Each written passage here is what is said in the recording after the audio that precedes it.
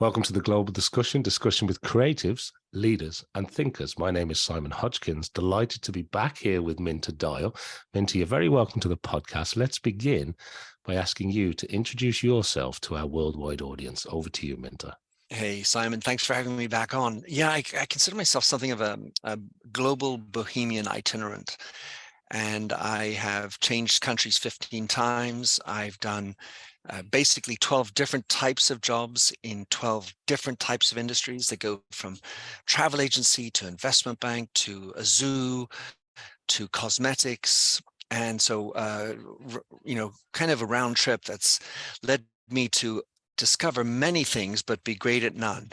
I was a tennis pro. I played rugby for 18 years. So I love lots of sports, but I've never been great at any of them either.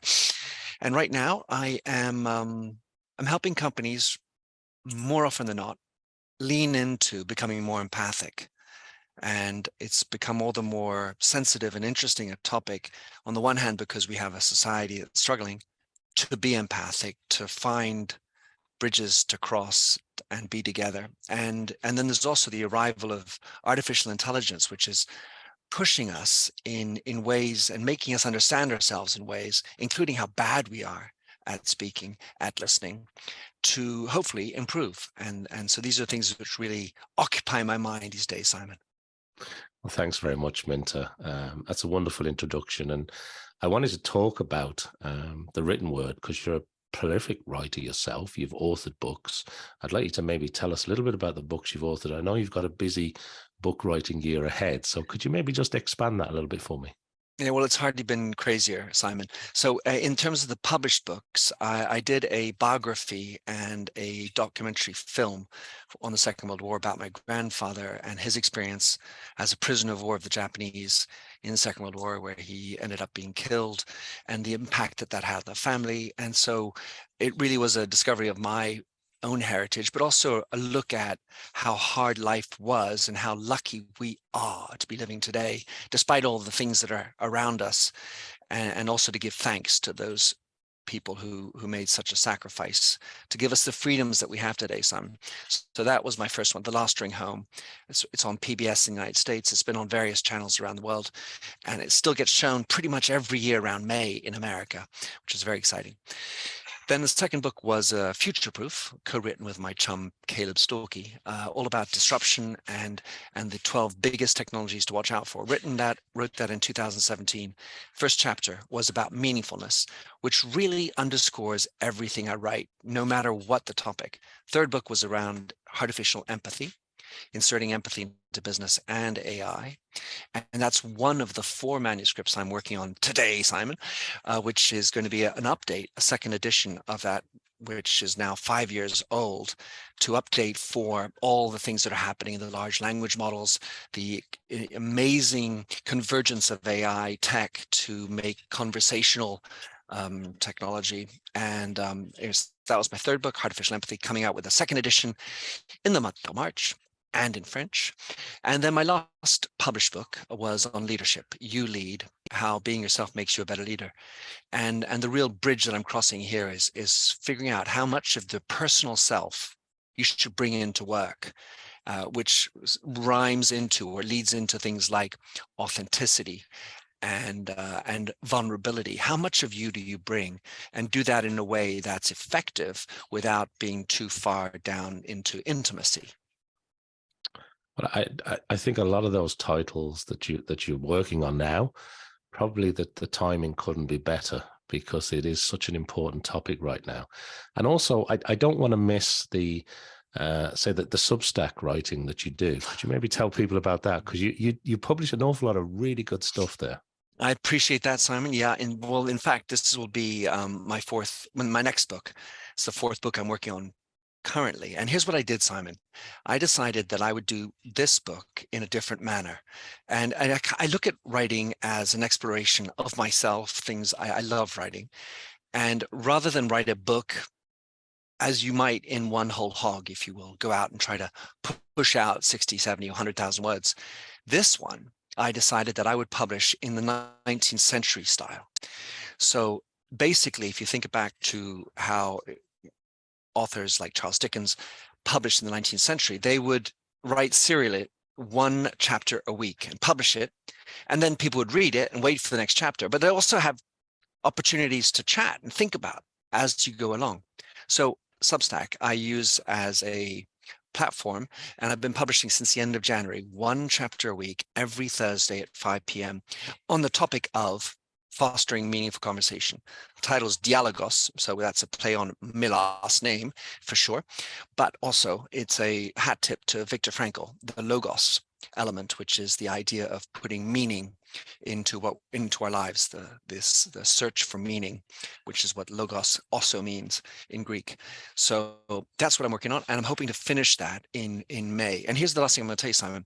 I've invited some crazily interesting people who've been exploring the nature of conversation, because I don't have knowledge of the sum total of all possible conversations, obviously.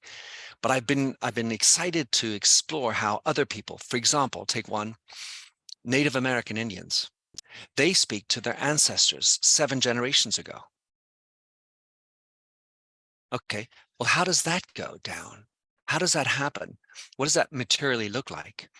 I've got a friend who's a negotiator, and he'll be writing one about the conversation with someone who has a gun to your client's head. And you want to have a conversation that obviously gets to taking the gun down. How do you manage that conversation? And fascinatingly, in both cases, empathy is pivotal.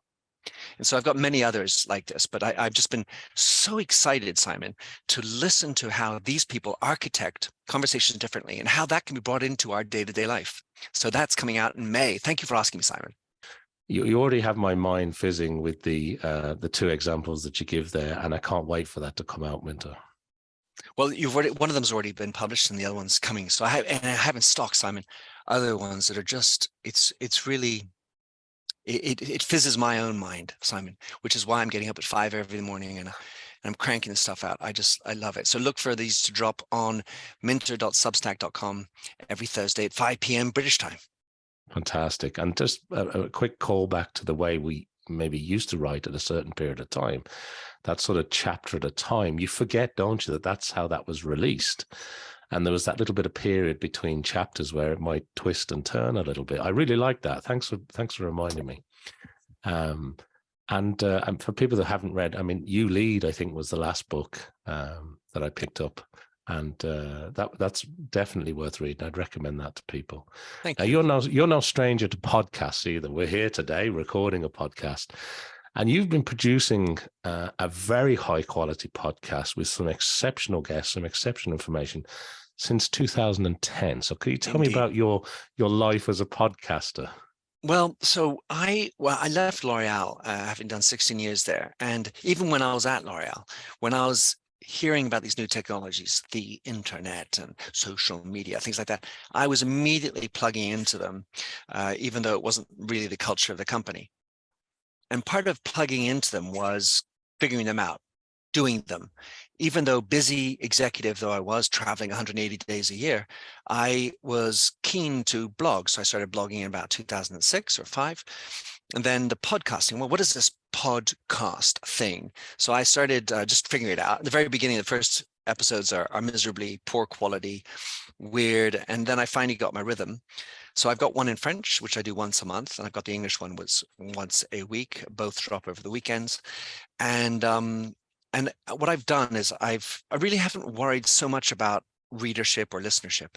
What I enjoy is the learning when you hit a publish button and what it's like when you hit record, poof, how it changes the conversation. And then in the experience, I've done about 650 episodes. So I've been trying to have interesting conversations with people. And what I mean by that is that make the interviewee feel like they are getting something out of it, where they are exploring questions that they've never been asked, where they might be learning something new. And that way, having hit the record button, we both get off and have something interesting. So hopefully people enjoy the listening because it's designed to have intensity and exploration of new thoughts. And that's my pleasure.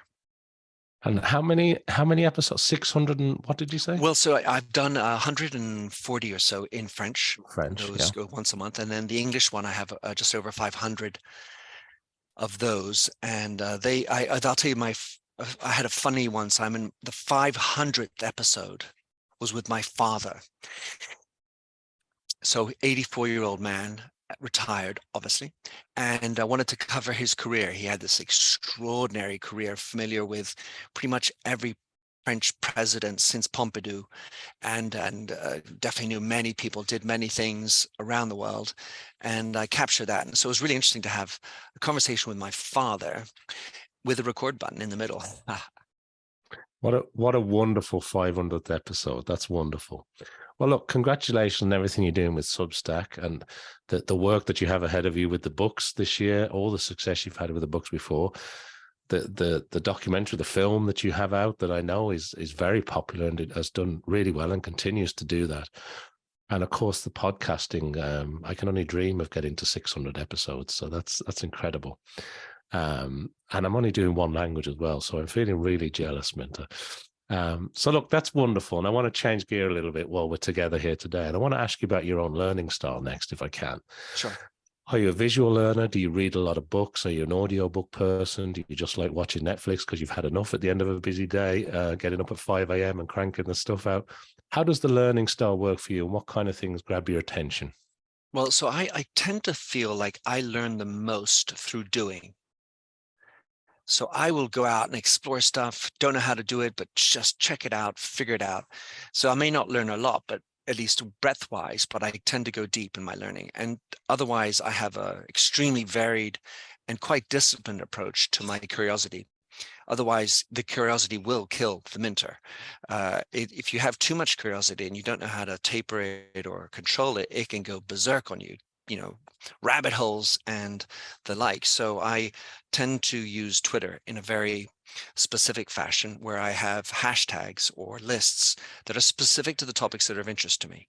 The same way in Flipboard, I will have specific topics along the lines of empathy and artificial intelligence, but I'll also have within that things which are, let's say, personal juice. So I will look at also things which are interesting to me on a personal level, such as the Grateful Dead, my favorite rock band I've seen a couple of hundred times, or the Philadelphia Flyers, my favorite NHL hockey team.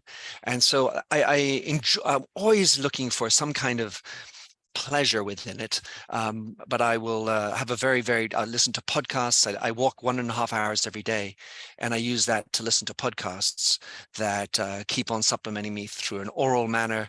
I'm pretty visual, so I read basically 1 or 2 books a week. And yeah, that's about it. I don't know how you fit it all in, Minter. That's very impressive. Thanks for sharing that. The other question I've got is, I want to ask you about people that have inspired you along the way, people that you admire in life, or a particular personal, a character trait of somebody that you like or admire. But when I ask you that question, is there anybody that springs to mind? There are a bunch, Simon, and actually this question was relevant in my conversation with my father, because I asked him, did he have any mentors? And both of us came to the conclusion that we didn't actually proactively or during the moment understand them to be mentors. I understand them now that they were my mentors, but I didn't put a label on them at the time. So I've had many. One of my favorite was a guy called Sam Villa, who was a hairdresser during my time at Redken. And he taught me the expression, change is for sure, growth is the option. And with all my work with the hairdressers, I learned a lot from talking with and dealing with hairdressers who have such an emotional link to their clients and play such an important role in their societies. A second person who played a lot of importance for me was a woman called Anne Mincy, who again was at L'Oreal, and she was someone who was so present every time I was with her. Busy as we all get, she had this uncanny ability to make me feel like I was the most important person in her world at that moment.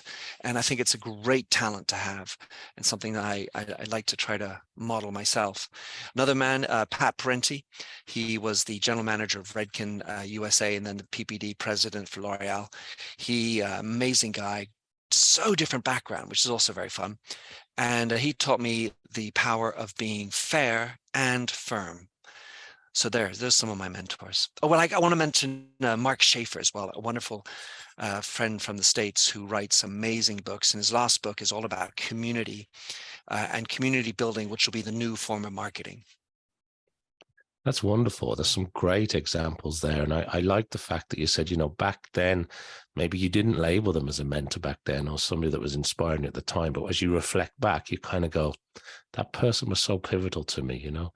And Mark Schaefer is actually a guest on this podcast too. So I don't know if it's been released yet at the time that this will be released. But yeah, Mark writes some wonderful stuff. He's a great person. So that's great. Just the notion of recognizing mentors. I mean, I think there's sort of much pressure on this idea of you should understand, go and find a mentor. I think the most important thing is to have the attitude of want to listen and learn. And then everyone can become a mentor. You know, just a stranger on the street can make you think about and look at things differently, smaller version, if you will. I suppose the nature of a mentor is supposed to be about this relationship. But anyway, the notion I had was sort of, I thought I was too good to have a mentor. You know, I had such an arrogance at some level that I didn't want to label somebody as a mentor. But ultimately, you know, the thing that makes us win is when we're open, a sponge learning, listening to other people's perspectives, and then, you know, you make your choices as to how you integrate them. I think that's great insight, mentor. And obviously when people have a certain level of success or rise through the ranks as an executive or whatever, you can develop that, people can develop that sort of, well, what am I going to learn from this person? Or what am I going to, you know, you do sort of, that can manifest itself, you know, and maybe it's only later on, as you quite rightly say, where you go, that was key information. I really, that stuck with me. And on that advice, I want to ask you a next question about, is there any particular advice in your own life that has really stuck with you that you've held on to that you think has been so critical? Might be that moment where you went, I wish I'd have known that earlier. Or maybe there's some advice that you find yourself passing on to others that you can share with us. Right. Well, this is kind of a tricky one because at the same time, I kind of wish I had done it earlier, but also I believe it's not really that possible. The advice is lean into who you really are. So the challenge with that is actually knowing who you really are. The issue is you haven't really had enough experiences. You haven't tried out enough things, and these are the experiences that help you understand who you really are, what turns you on, what are you going to be passionate about. There's nothing worse almost than asking a kid, well, I say nothing worse, there's many things worse, but one of these typical questions, hey, so what are you passionate about? Well, I don't know. Make them feel bad about it. And so you can't really understand yourself until you've gone around the block. Here's the second thing. It often takes a life-changing experience to really want to get into the skin of that person. So until then, what you do is you live this perception. I call it the avatar trap. You live in this other vision of you that is influenced by your parents, your upbringing, and what you think you want to be, as opposed to who you truly are. And my experience happened when I sort of figured out that, oh my gosh, I'm not being me, because this happened in the middle of while I was living in Manhattan, in the middle of the September 11th situation, and watching the towers go down in front of me and the second airplane fly all the way down and into it, friends who were killed, and the whole experience. It wasn't my life was in danger, but it was a life-changing experience because it really brought home this notion that life is short and who am I? And from that moment on, I decided that I needed to be realer, figure out more about who I was, and step into those shoes so that I could live with more purpose, which is what I've been trying to do ever since. Thank you for sharing that, Minter. I really understand that, because sometimes it takes a tragedy. We've just going through a global pandemic, you know, the Twin Towers. And sometimes it does change somebody and make them really think that. And I suppose it comes back to that authenticity that you were talking about, and understanding who you actually are. And I love the the sort of parallel you drew to, you kind of live in this avatar life of who you think you are, particularly when you're younger. I think you can almost feel that you're bulletproof when you're younger, that, you know, you're almost invincible. And, you know, and I think as you get older a little bit and you start to think about things and reflect on things a little bit, I think it does change your perception. So that's very insightful. Thanks for sharing that, Minter. The other thing I wanted to ask you is whether there's any other sort of topic or area that I haven't touched on that you want to shine a light on to our international audience. But, and also, and importantly, if people want to reach out and find out more about your writing, the books, the documentary film, or just get in touch, where's the best place to send people to, Minter? All right. Well, I'm going to start with the other point. I think that's so valuable, and it's the nature of relationships. And I feel like, as you were mentioning with this avatar story, whether it's the virtuality of reality or the digital of the internet, these are proxies of our lives, and we will tend to find value and emotion in these digital virtual spaces. And as a result, I see a lot of loneliness, depression, mental health issues. And what I feel we have lost is our ability to develop more deep in-person relationships where we spend time. I go to so many dinner parties, Simon, where I can sit back and I just observe that nobody's actually listening to one another. They're of course they are listening, but they're just waiting to interject their perspective. So they're just trying to jump in and push back or fight with some argument.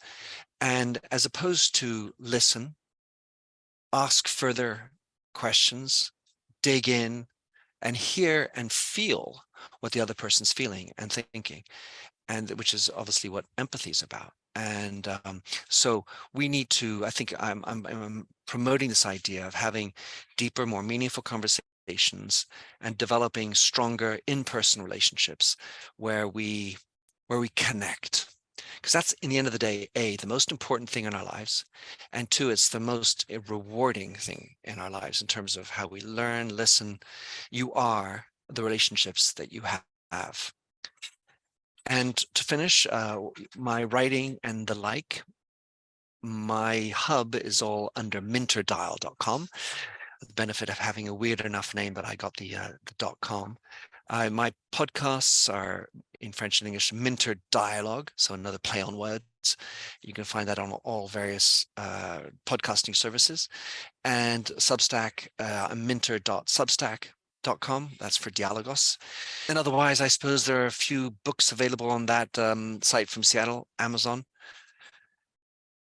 which also provides audible versions and the like. And on pretty much every social channel, WeChat through to Twitter and Instagram, usually at MDIAL, and always looking to learn and meet interesting people. Well, thank you, Minter. And yes, I think one of the benefits of having a great name like Minter Dial, you've only got to Google it and you'll pop up everywhere. So that's great. True that. Yeah. Well, look, that brings us nicely to the end of this episode with Minter Dial here on the Global Discussion. Thank you to everybody who's been watching or listening around the world. Thank you to Minter. And make sure that you like, follow, subscribe, do all the things I need you to do so I can catch up to Minter's 600 episodes. And listen, I hope you join me back here for more discussions with creatives, leaders, and thinkers. Minter, it's been a pleasure. Thank you for taking time out of your busy day to talk to me today. My great pleasure, Simon. Thank you for having me.